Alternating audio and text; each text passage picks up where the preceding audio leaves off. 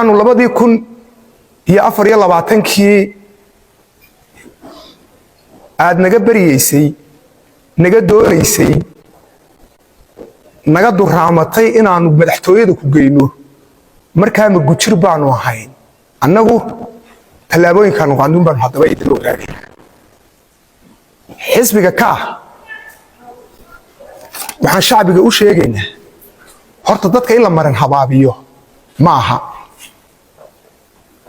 ضدك waa in loo sheegaa wararka xaqiiqda jira xisbiga ka wada hadal toos ah waxa ahayd Juulaay 12keedii oo xisbiyadu galeen saddexdii Juulaay bay noo soo gudbiyeen inaanu kala doorano saddex fursadood oo noo bannaan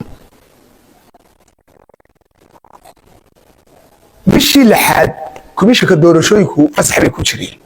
bishii toddobaad markii la isku yimid ee mowqifyadayadii aanu gudbinay xisbiga waddan isaga ka dhagaadeegay isu fogeeyahay kulankii u dambeeyey oo 16 Sebtembar ku soo gabagaboobay hotelka Geer Shubka xisbiga kulmiye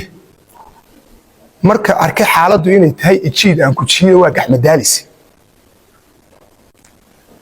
amba siyaasadda xisbigiisa ka dhaxarkay waxa uu ka tanaasulay mowqifkii saddexaad ee uu nala qabay waxa uu yiri mowqifkii labaad xisbiga wadani oo goobta u joogay saaxiibkay gudoomiye ku-xigeen Cabdirashiid waxa uu halkii kaga dhawaaqay inuu isna ka tanaasulay qodobka labaad qodobkiisii koowaad oo uu tagay qodobka labaad oo uu halkaa qodobka labaad la isugu tagay subaxii markaanu isu nimid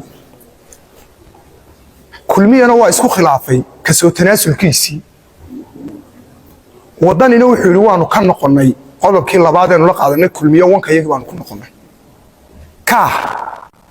doodayadu waxay ahayd waar waqti baa inaga lumay qodobada iyadoo waqti inaga lumay sabab kolba dhinac la isu daba yaa ma jiray dalka waxay u baahan yihiin diiwaangelin nadiif ah taa la sameeyo furan oo mujtamaca dunida iyo mujtamaca Soomaaliland oo dhammi ay arkayaan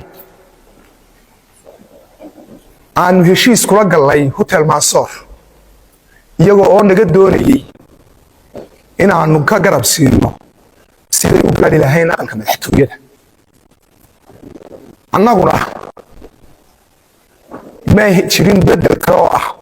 inay naga dhigayaan xisbi siyaasi ah laakiin annagu waxaan u hagar baxnay inay noqdaan xisbi xaakim saaxiibkay waxaan weydiinayaa mise waaya arag siyaasadeed iyo ruug caddaa jaango iyo siyaasadda Soomaaliland maanu hayn wixii aanu hayn 24 baanu hayn maantana waxa halkan jooga waa dad siyaasadda Soomaaliland soo jaangoynayay muddo ka badan muddada hogaamiyaasha xisbiga wadani ay siyaasadda Soomaaliland soo jaangoynayeen oo taa ku biixay